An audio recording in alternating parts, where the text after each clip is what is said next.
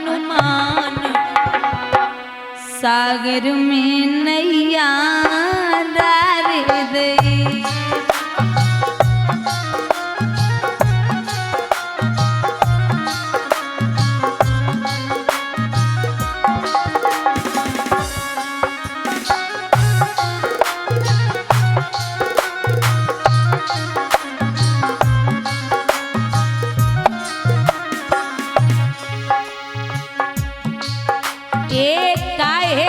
तेरी नाव बनाई काहे की पतवार,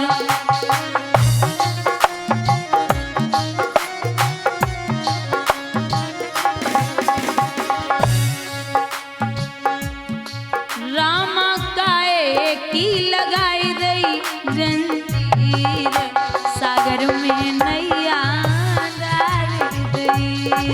दोनों हाथ ऊपर उठा के हरि बोल।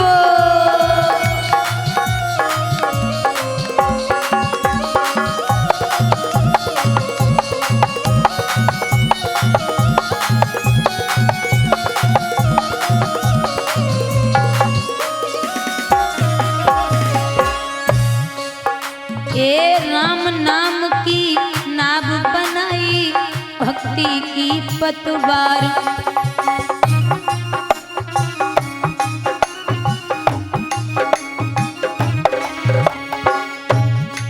जामे ज्ञान की लगाई रही जंजीर सागर में नैया डाल दई।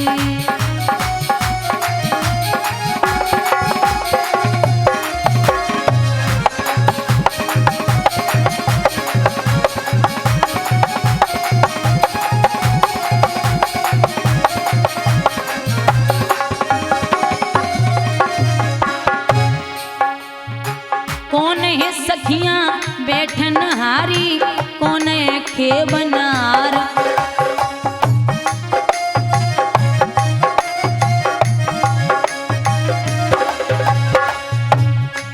रामा कौन लगावे बेड़ा पार सागर में नैया डाल गई।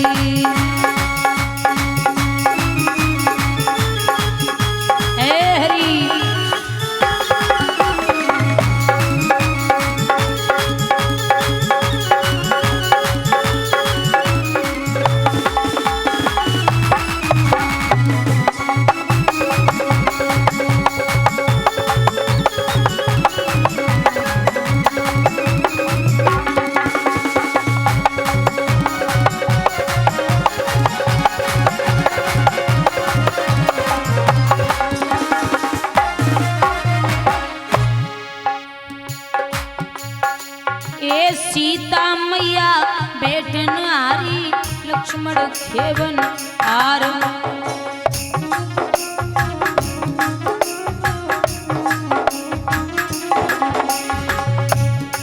रामा रामई लगावे बेड़ा पार सागर में नैया डाल गई।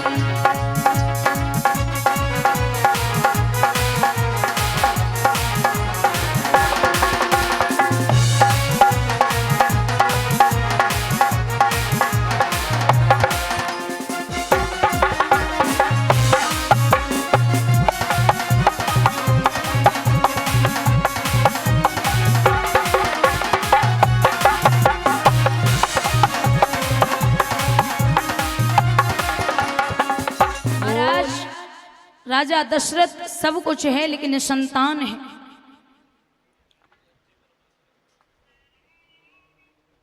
बाबा चौपाई में लिखते हैं कि एक बार भूपति मन माही और भई गिलानी मोर सुतनाई।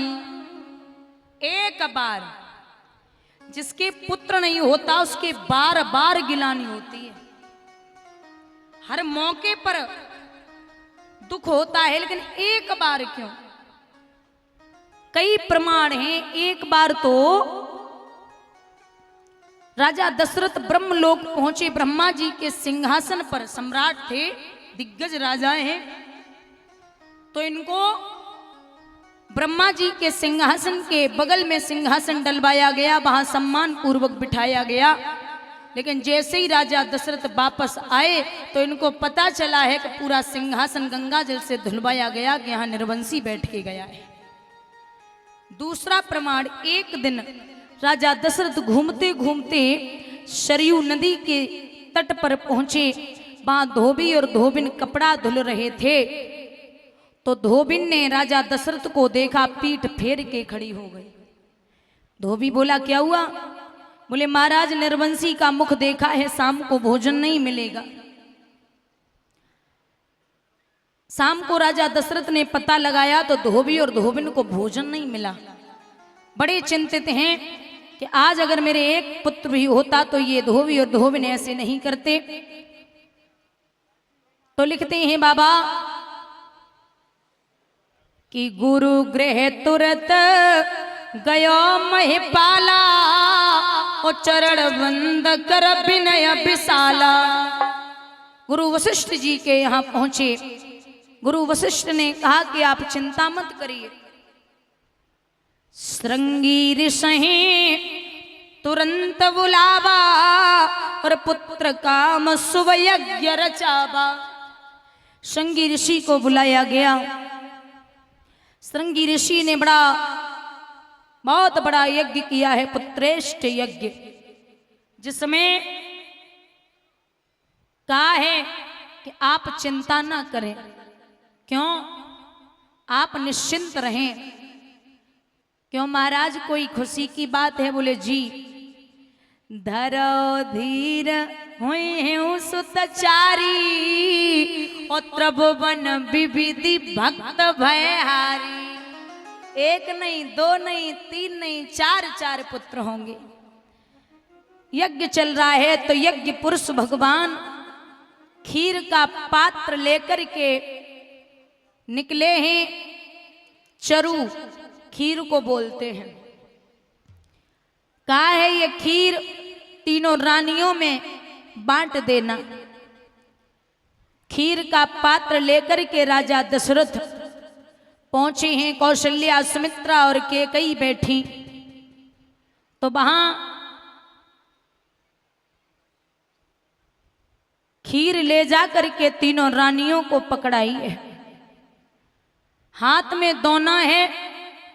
अचानक से बुजुर्गों आकाश मार्ग से एक समगिदड़ी नाम का गिद्ध आया। मैया सुमित्रा की गोदी से उसने वो दोना उठाया और आकाश की तरफ उड़ा। मैया अंजना तपस्या कर रही थी। मां अंजना की गोदी में वो खीर का पात्र गिरा, प्रसाद समझ के ग्रहण कर लिया। तभी कहते हैं कि यहाँ खीर से हनुमान जी भी आए हैं, लेकिन इनके कई नाम हैं। शंकर, सुवन, केसरी, नंदन। आप जैसे जिस नाम से इनको बुला सको। अब सुमित्रा बैठ के व्याकुल हुई तो मैया कौशल्या और कैकेयी ने अपना अपना आधा आधा भाग सुमित्रा को दिया। तो सुमित्रा ने बात कही कि अगर मेरे 2 पुत्र हुए तो मैं एक पुत्र कौशल्या मैया के बेटे की सेवा में लगा दूंगी और एक पुत्र मैया कैकेयी के बेटे की सेवा में लगा दूंगी। जब तीनों रानियों ने खीर खाई है, बाबा चौपाई में लिखते हैं,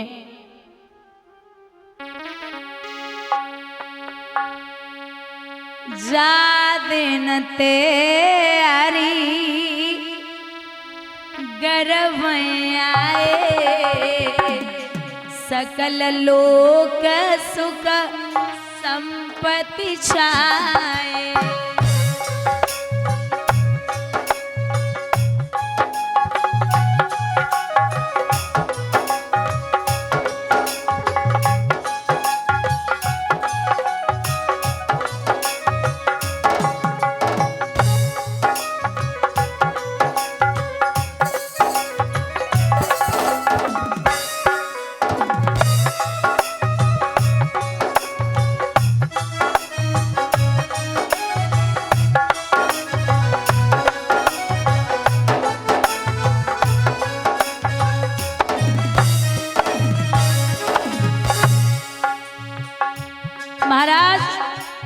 श्री हरि जब अयोध्या नगरी में अपना आगमन करते हैं तो वो कौन सा समय था?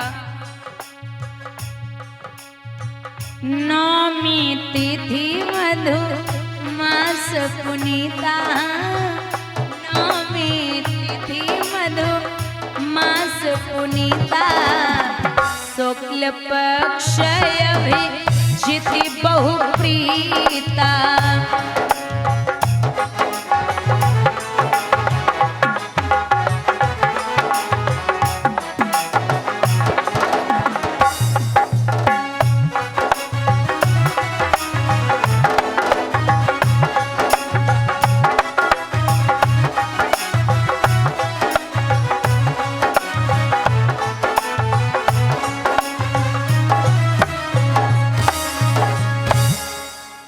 जाद न ते हरि घर भय आए, सकल लोक सुख संपत्ति छाई।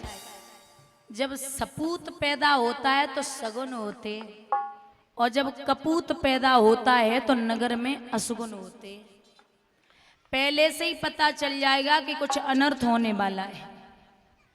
तो महाराज यहां प्रभु ने अभिजित मतलब दिन के 12 बजे के आसपास मैया कौशल्या के गर्भ से अवतार लियो है। एक दासी भागी राजा दशरथ के पास, महाराज की जय हो। क्या हुआ? महाराज बड़ी रानी के एक बेटा हुआ है।